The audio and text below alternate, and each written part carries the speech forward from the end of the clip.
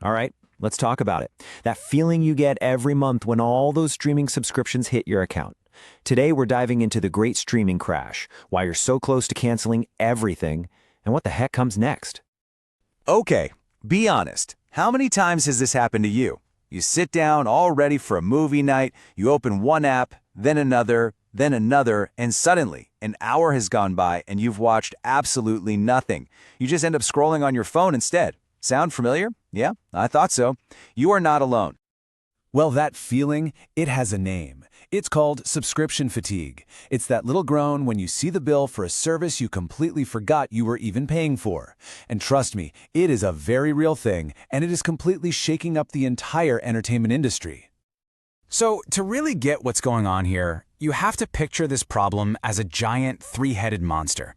Seriously, it's not just one single thing. It's this perfect storm of three things hitting you all at once: the cost, the overwhelming number of choices, and just the sheer complexity of managing it all.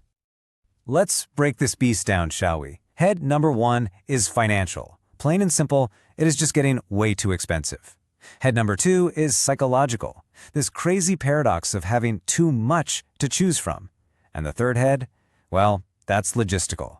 You've basically become the unpaid IT support manager for your own TV, right? And this is where it gets kind of wild.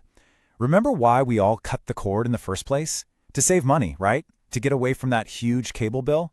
Well, take a look at the math. Once you start stacking up Netflix and Disney Plus and Max and all the others, you are very likely paying more now than you ever did for cable. The irony is just wow. And it is not just about the money either. This quote just absolutely nails it. It's decision fatigue. When your brain is faced with like 50,000 different movies and shows spread out across 10 different apps, it just short circuits. It shuts down. That incredible amount of choice that we thought we wanted, it's actually paralyzing us. So you've got to be asking, why is all of this happening now? What flipped the switch? Well, the answer comes down to two words: Wall Street. The entire game has changed. That old era of just getting as many subscribers as possible, no matter the cost, yeah, that's over. Done.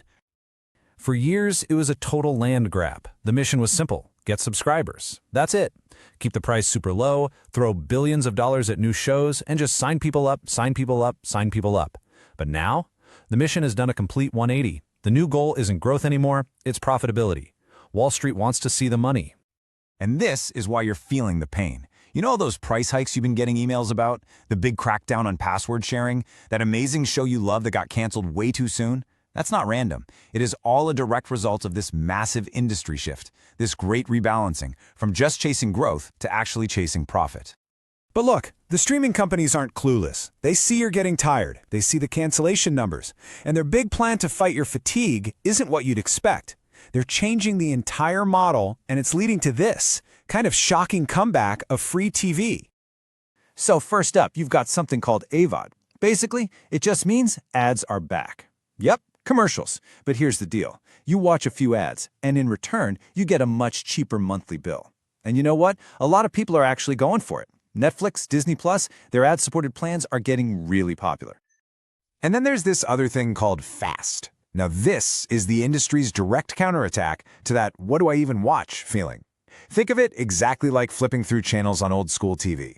You just turn on a service like Pluto TV, go to the 24/7 sitcoms channel, and just watch. No decisions needed. It's kind of brilliant, really. Okay, but the biggest solution, the real endgame to all this, is something people are calling the Great Rebundling. And this is the most ironic part of the whole story. It looks like we're slowly, accidentally rebuilding the exact same cable TV model we all ran away from. And why? Because, let's face it, it was just easier.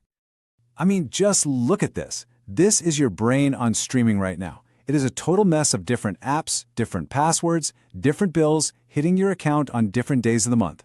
It is pure chaos, and you're the one stuck trying to manage it all. But the dream, the direction everything is heading, is this. Nice and simple.